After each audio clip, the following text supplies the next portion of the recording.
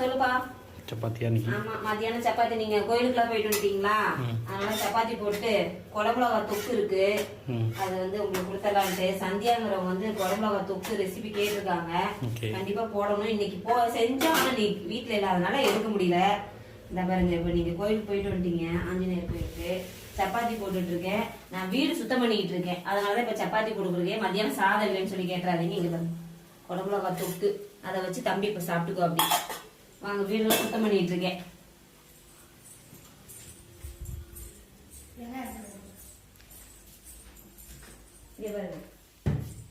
என் பொண்ணு எங்க உட்கார வச்சிருக்கேன் பாருங்க. அவங்க வந்து உட்கார்ந்து இருக்காங்க. ஸ்லாப் ஃபுல்லா ஒட்டரை அடிச்சு எல்லாம் நீட்டா மாத்தி, பெட்ரூம், ட்ரெஸ்ஸிங் டேபிள் எல்லாம் நீட்டா சுத்தம் பண்ணியாச்சுப்பா. சுத்தம் பண்ணிட்டு இருக்கேன். யாரெல்லாம் பொங்கல் வேலை ஆரம்பிச்சிட்டீங்கன்னு சொல்லுங்க. இப்ப ஆரம்பிச்சாதான் நம்ம காப்பு கட்டுற வரைக்கும் செய்வோம். அதனாலதான் இப்ப ஆரம்பிச்சிட்டு இருக்கேன். கொஞ்சம் கொஞ்சமா முடிச்சுட்டு வரலான்னு சொல்லிட்டுப்பா. எல்லாம் ஆரம்பிச்சிட்டீங்களான்னு சொல்லி கமெண்ட்ல சொல்லுங்க. பிடிச்சிருந்தா லைக் பண்ணுங்க, ஷேர் பண்ணுங்க. பாய்.